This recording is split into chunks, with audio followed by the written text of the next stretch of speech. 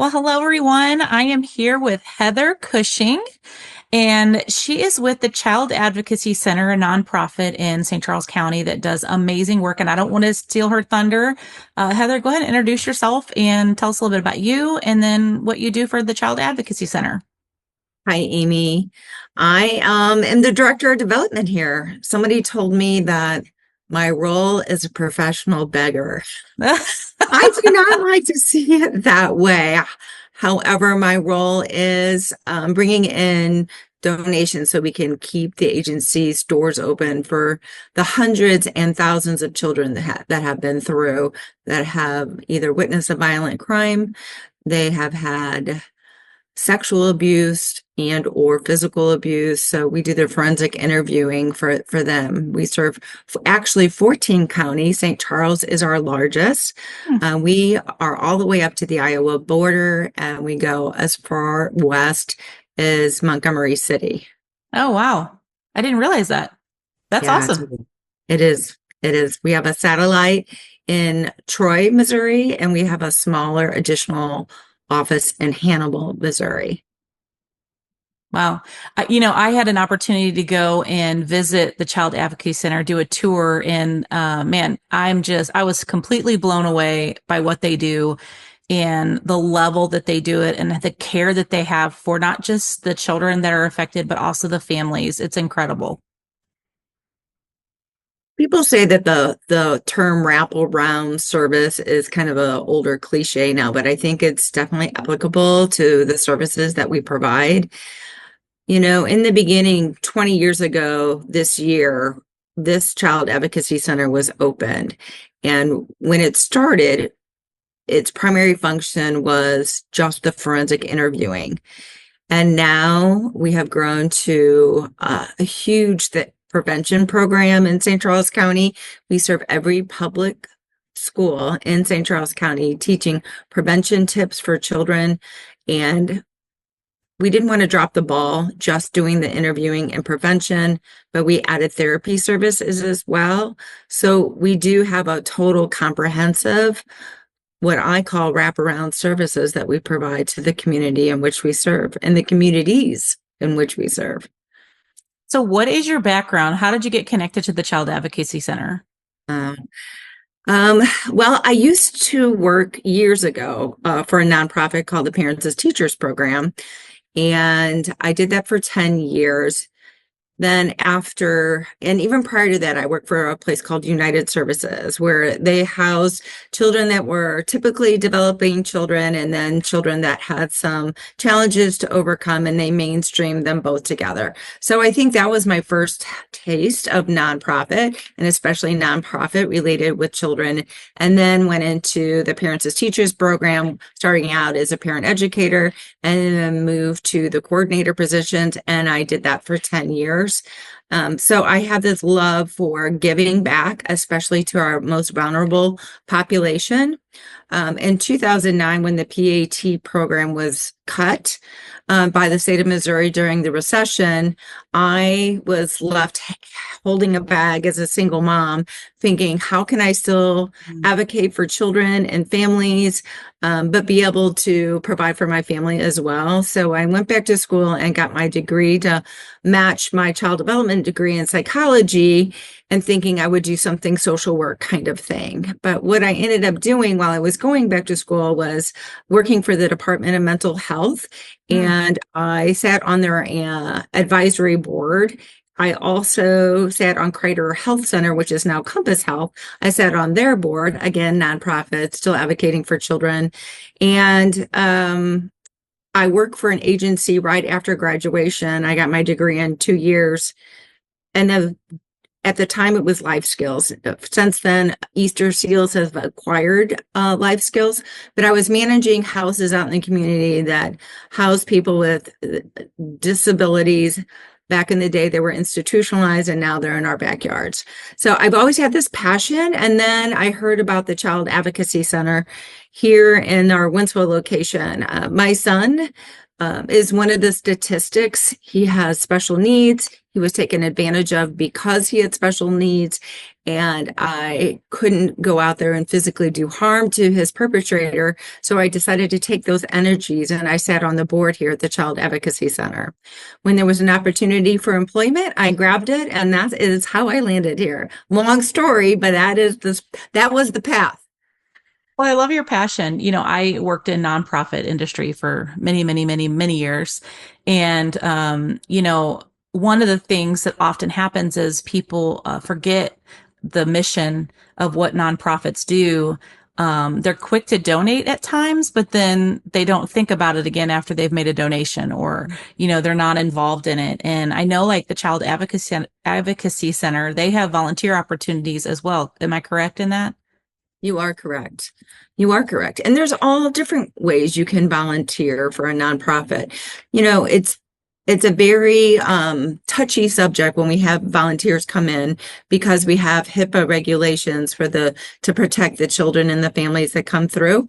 But you can do things as little as bringing a silent auction item for one of our galas, or offering to clean up after an event, or come in early and help us set up. Or there's all different kinds of ways that you can contribute that still benefit us as a whole. I love that.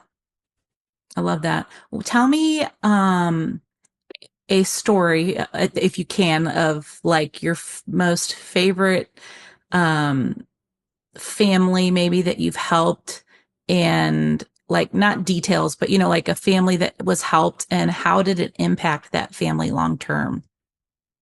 What comes to mind right off the bat was something that is regarding our prevention program. So locally, a young girl, I think she was about 8 years old. The family had like a trailer on their property, and she had brought her dolls in the trailer and was just playing in the RV. And there was another boy in there at probably 12, 13, and he brought up pornography on his phone, and he was showing it to this little girl. Um, and he asked her if she wanted to play pretend like the videos that he had exposed her to. Mm. She said no. She grabbed her dolls and she ran out, and she told her mom immediately. Her mother brought that little girl into the Child Advocacy Center here for a forensic interview. And she met with one of our advocates, because as the children are doing their interviewing, we have advocates set up to meet with the non-perpetrating caregiver. And the advocate said, "Mom, you did such a great job letting this little girl know what to do when something had happened." And she goes, "I can't take the credit for that. Just last week, somebody was at her school and Mm. gave her the directions on what to do if something were to happen. And she applied for it. She applied it to her life today, and that is why we're here." So That's that is a awesome. success story of what we're doing in the community to help to Yeah. keep our children safe. Yeah. I love that. Because there are a lot of kids, like I hear, I was in ministry, so I heard stories so many times of young women, young men that were encountering these types of things, and they didn't know what to do with it. They didn't know that there was an option for them to tell someone, and I love that you guys are doing that education in the schools that can make a huge difference, just like the story you talked about. Yeah, empowering kids to have a voice. Yeah. 90% of child sexual abuse victims know their abuser. 90%. Wow. 60% of them never tell anybody. So at least here in St. Charles County, we're feeling really confident that we're really touching all the kids in the county. Not all of them. A lot of them go to private educational sources, and we're trying to get into them. But the more people that know what we do, we're hoping the lower the numbers are. Yeah. Yeah. Can you walk us through like someone comes in, what's the process at that point, and what is a forensic interview? Like some people may not know what that is. Sure. Um, well, they walk through their front doors because it's an open case, meaning there has been a hotline, and the caseworker, whoever took that hotline, said, you need to go to the Child Advocacy Center. You're going to meet with somebody there. They're going to interview your child in a non-biased way. And they're going to talk to them developmentally appropriate. Because back in the day, before child advocacy centers, children were walking into police stations and sitting in interrogation rooms. And that's what was happening. They were being interrogated Mm, as if they had done a crime, or there was suspicion that what they were expressing wasn't the truth. yeah. And um, it was just an awful, awful way to that usually got nowhere. So people that come in through our doors have either been hotlined or law enforcement has suggested that they come in. They have already had an appointment set up by one of our advocates. While the kids come into the lobby area, and there are multiple different little sections with books and couches, and because sometimes we have more than one family coming in there at the same time, Hmm. which is sad, but it's true that it's so prevalent that there's more than one forensic interview going on a day. I have to Um, say, Heather, I'm sorry. When you first, if you were a family walking into it, it's very welcoming. I mean, like the environment is not scary. It's not sterile. It's very welcoming, and it's like you're walking into someone's living room. mm, we it's very intentional how the decor is. Mhm. We don't want anything that introduces fantasy. So in our both of our locations here in Hannibal, it kind of looks like you're in a place where you would go out and go camping or in the wilderness or something like that. But it's not too stimulating. There's not too many toys. We need to make it so that when a child is ready to get called back to do their interview, that they're not distracted. Yeah. So they walk in through that lobby area. They have already went back, usually with a parent and whoever is doing their forensic interviewing, to check out where they're going to be so they know they're in a safe spot. Now their mom or their dad knows where they're going to be. Then mom and dad goes with the advocate, and then the child sits down. And when they sit down, they're usually starting out at a neutral level, meaning there's some rapport that's being built. They might ask them how their day or what they're interests are, what kind of fun things they like to do. For instance, do they play soccer? And they'll talk about that for a little bit. And then the forensic interviewer will ask, do you know why you're here today? And usually most kids do know why they're here. And they take it from there. There's a lot of open-ended questions. Tell me more about that. Mhm. Things that aren't leading, where children can actually express and elaborate more on whatever experience that they have. We like to use the word experience instead of stories. The first thing you think of when you hear story, what do you think of, Amy? Made up. Made up. Yeah, made up or make believe. So tell me more about your experience. Hmm. So, at the same time that they are having that interview with the forensic interview specialist, there is there is a caption television, and it is being streamed live into another room. And in that room, there will be what we call an MDT room, multiple disciplinary team, which could be law enforcement, a detective that might be on the case. There might be a prosecuting attorney, children and family services might be in that room. So those are the type of people that are watching it live. And it's also being recorded through and the recording is something that is so, so important, because when a child comes in and does their interview, it could be years before that interview, and that case goes to trial. So because they change so much, kids change so much, they might not look the same or sound the same. So the iRecord is recording everything in real time. We let the kids know right up front that there are other people that are viewing it. They've already been lied to or deceived many times. So we're very upfront, and we show them where the camera is in the room. We point to what looks to be a light switch and show them that is what is recording them. It's a microphone. And most of the time, they're fine with that. We interview kids from all the way from 2 or 3 years of age, depending how well they're able to express themselves, to, teenagers. So that's kind of the interview process. Each interview is absolutely different from the next. There are things like anatomically correct dowels, and there's a large sheet of paper where they can draw and express themselves. And we interview also adult on occasion that might have a developmental disability that puts them at an IQ level where they're a child. So, Sure. One of the things that I learned, if I can, is that the reason the forensic interview is so important is because it used to be that, the prosecuting attorney would interview them, the detective would interview them, the attorney for the perpetrator would interview them. And so they'd have to go through this so many times, whereas this is just kind of a one-time thing and they don't have to keep reliving the experience. the trauma, exactly. And that is why we came to be. Back in the 80s, there was an attorney and he won the case. And afterwards, he was very proud and went to talk to the parents. And they were like, if we had to do this over again, we would not put our child through that. Mm. And so this attorney was the one that decided, there's got to be a better way. And that is how the birth of CACs across the nation were born. That's awesome. I want to just take a moment and share this.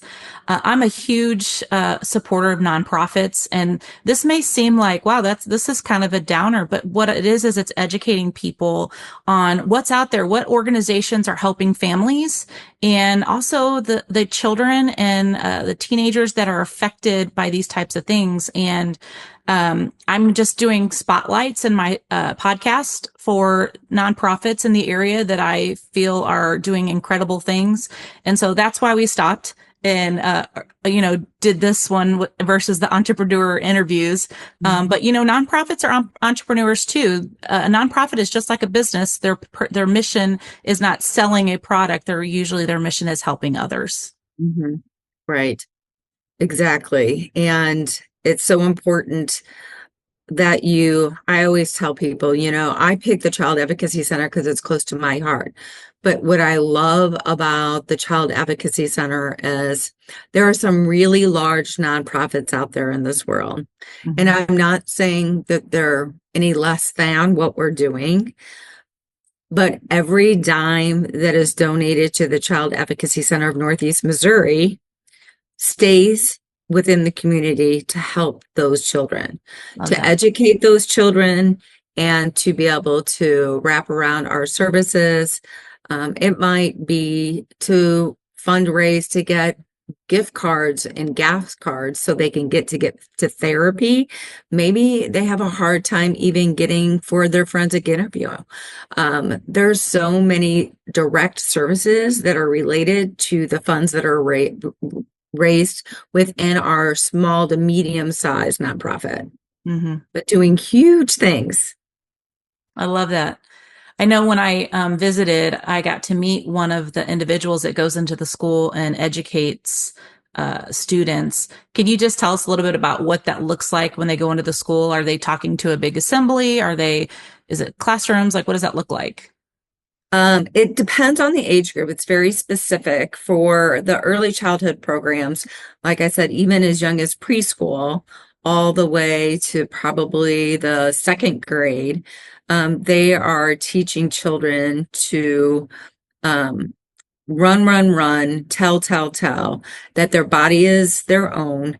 The body safety rule is nobody is allowed to touch you unless somebody's helping you, or your mom and your dad, or somebody's giving you a bath that you know.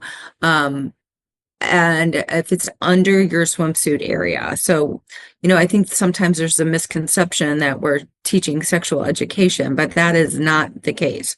We are literally giving these children a voice just to protect themselves Mhm. and to know that it's not okay for anybody to touch them in their swimsuit area. As they get older, there is an internet program, and right now it's just such a scary epidemic what is going across our nation and definitely in our backyard.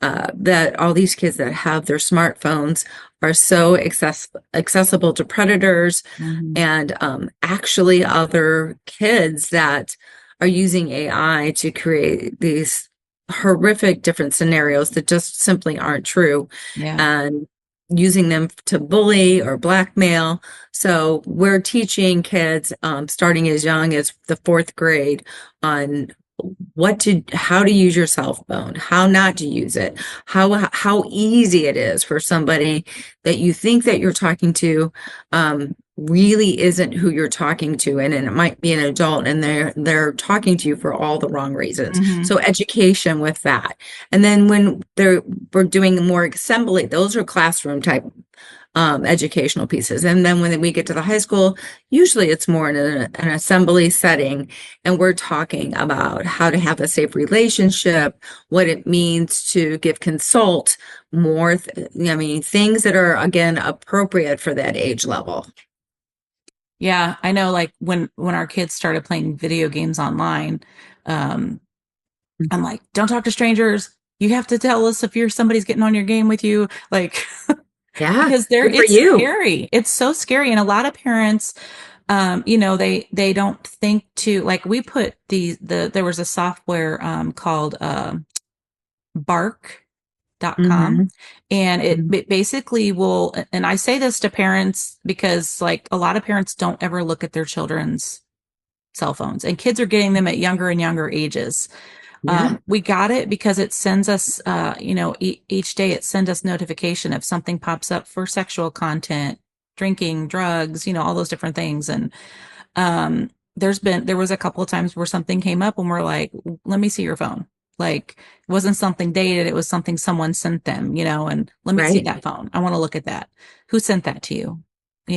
Those types of things. And And that is fantastic. You were proactive like that. And we try to tell parents, if you're going to give your child a smartphone, you need to set up those boundaries right then and start talking to them about it even yeah, before you give them the phone.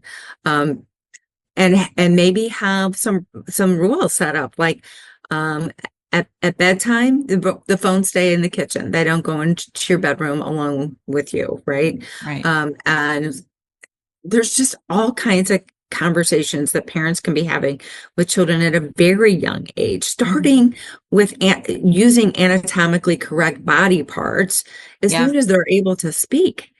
yeah, Because we know that if you're using anatomically body parts, it might lower the risk of somebody perpetrating on a child, that they know yeah, that they're educated and they know what the right things to say are. yeah. Man, I love what the Child Advocacy Center is doing. So tell us a little bit about the donation side. Like, what are options for people? How can they get involved with the donating to the Child Advocacy Center? Yeah, well, there's so many ways to donate. Thank you for letting me plug that for a minute, since, that's my part of the job. Yeah, Um, the the more obvious ways to donate are to participate or sponsor one of our events. We have three major events throughout the year. The first one being our gala, which is coming up at the end of April at Ameristar Casino. And we have sponsorship opportunities. It's a great way to like be able to give back into a charity of your choice and get tax credits for that, and get a little spotlight. So it could be maybe you're the entertainment special sponsor and your name is on a plaque near our entertainer.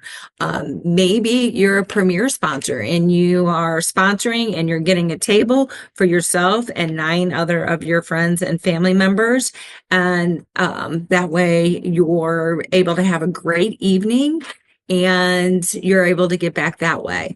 Maybe you're going to do a sponsorship for our golf tournament at Incline Village, and you have a Super Bowl sponsor, and you're at a hole for the day, which is a lot of fun. And you get to talk to each one of those people that come through with their foursomes.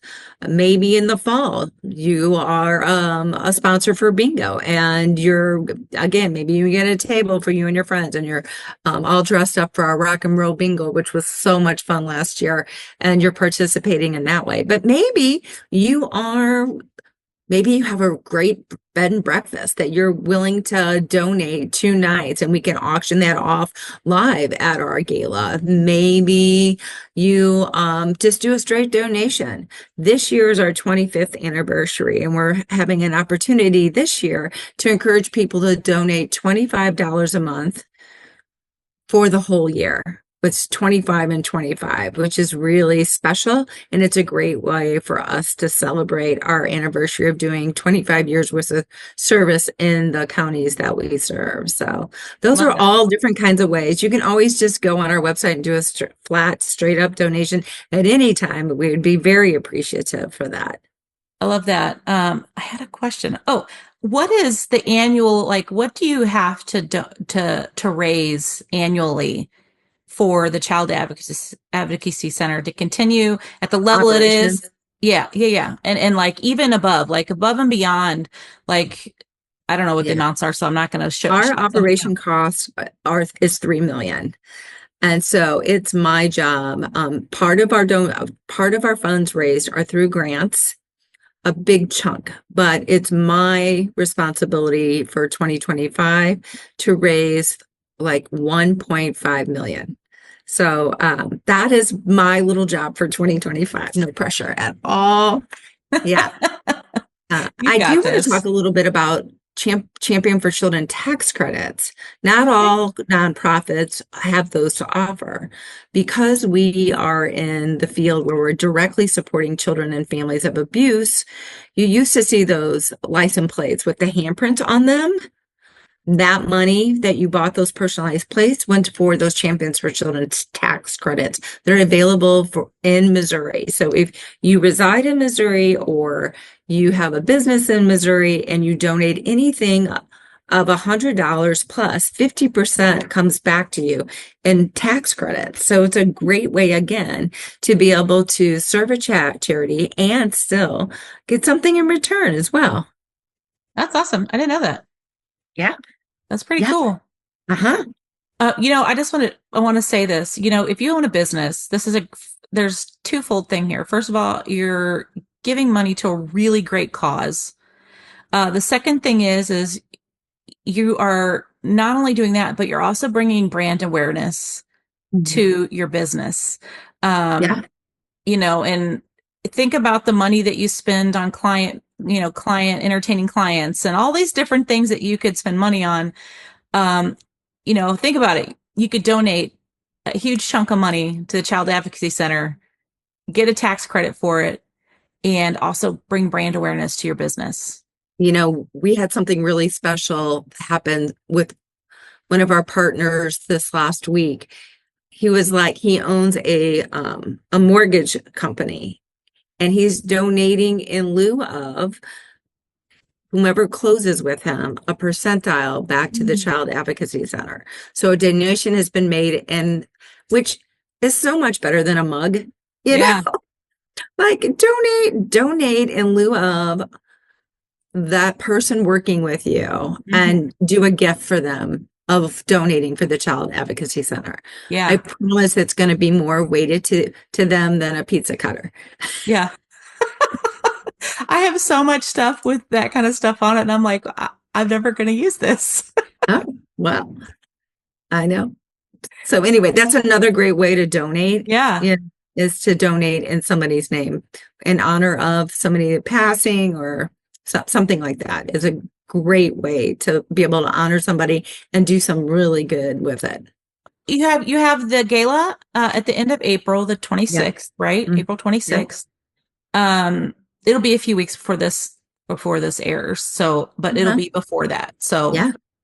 the other thing in the fall you guys do is the The bingo, rock and roll bingo. Rock and Roll Bingo. Thank you. And then we do Giving Day. So in Okay. Thanksgiving, traditionally around Thanksgiving time, we do last year Giving Day for 20K. So it is a online social media presence, just a real push to do something, give back. It's an event, but it's a virtual event. So that was really great. Nice. And usually in December, while people are in the giving mood again, we have an end of the year appeal. And that end of the year appeal is a great way to get those tax credits in before December 31st, so they Mhm. can still claim them on their taxes, which are coming up. And I feel like as soon as Christmas is over or the holidays are over, people are then switching to tax mode, especially Yeah. in the business industry. So it's like, I can give to the CAC and still get some tax credits. And so Yeah. if you're talking to your CPA or your tax people, they might be encouraging you need to give in some other kind of a way. So Yeah. just remember, for your businesses, it is just a great way to get extra tax credits for your business and do really good with it. And like you said, maybe you're doing community partner at the bottom of your webpage and putting our logo on there. It's a great way to show that you really care about your community in which Yeah. you live and work in, Yeah. I love and the that. kids in your community. 1 in 10. Yeah. I was at a golf tournament, a third party golf tournament somebody was doing for us, and they were like, "Well, this doesn't happen around us. This is low income families, right? This is." Mhm. I'm like, this is happening since the dawn of time, and it's never gone away, and it knows no prejudice or bias. It is across the board Yeah. happening everywhere. And we were in this nice golf course, and I told him to turn around and count the houses. And I told him to count 1, 2, 3, 4, 5, 6 there. 1, 2, 3, 4, 5, 6, 7 there. Like, that is how frequent it happens. Yeah. People don't want to talk about it. People don't want to think about it. People don't want to admit, or like, how could this possibly happen? But Yeah. it's happening. Yeah. It It's does. And It's it's harder now than ever. And we need everybody's help. It takes a village to raise a child, truly. And we need everybody's help to help promote the Child Advocacy Center and keeping the kids safe. I want to invite everybody, if it's okay, Amy, to come Sure. and do a tour like you did. Yes. Those tours are open for the general public. It's to get educated, and then you can learn what you can if you want to do something more. But let's start with your kids, your nieces, your nephews, your grandchildren. Let's start with keeping them safe.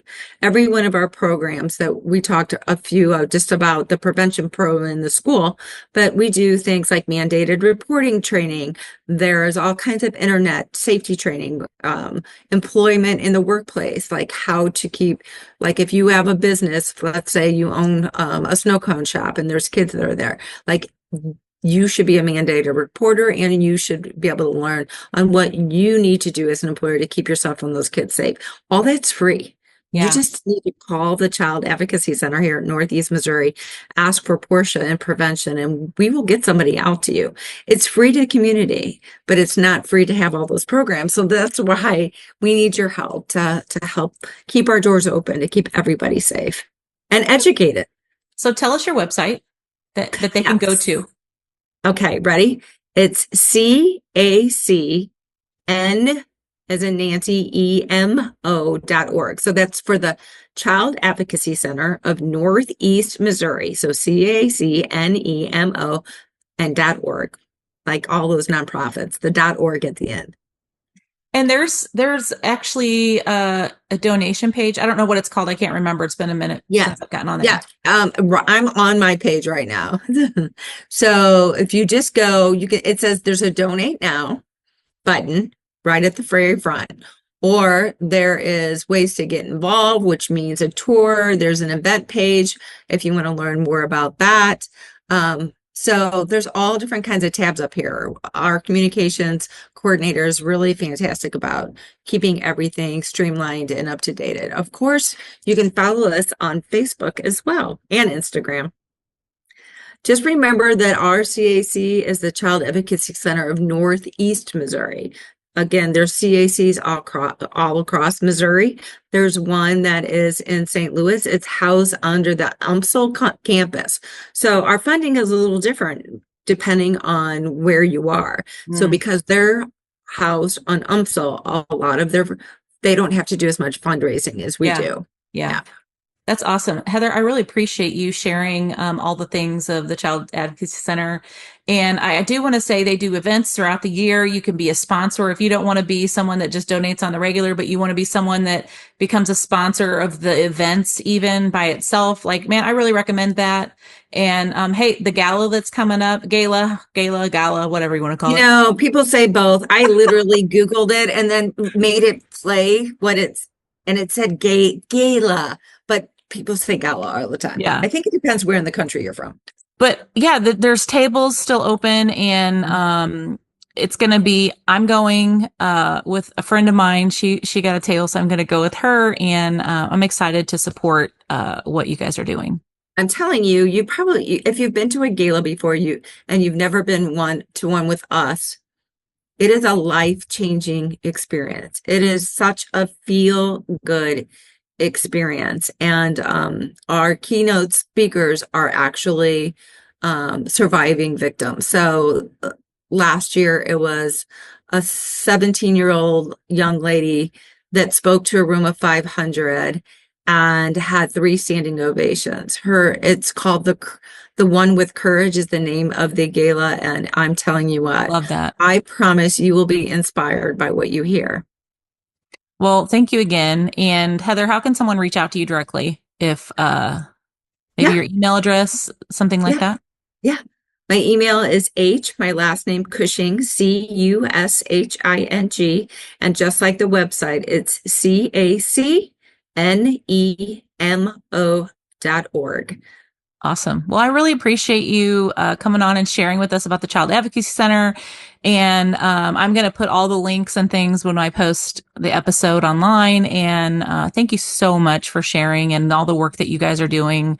I know my family was affected by similar things that you guys deal with. And when I was a child, and having that forensic interview that doesn't make the child or even the other kids that are involved, like in that family, having to go through all of these things over and over and over again, what is like incredible. Yeah. Well, what we have witnessed is these kids might come in scared and they leave in the parking lot, skipping to the car because the weight of the world has left their shoulders. So Yeah. it's pretty magnificent on what we do. And I'm very, very proud to be a part of it. I want to thank you, Amy, for being an advocate because that's what you're doing by allowing me to come and share today. Thank you so much. Thanks. All right, guys, this is the end of the episode. Reach out to Heather. If you own a business, man, get involved in the Child Advocacy Center, whether you're sponsoring an event, maybe it's just a hole on the golf course, whatever it might be, make sure you check it out and connect with Heather. Thanks so Thanks so much. much. Thank you.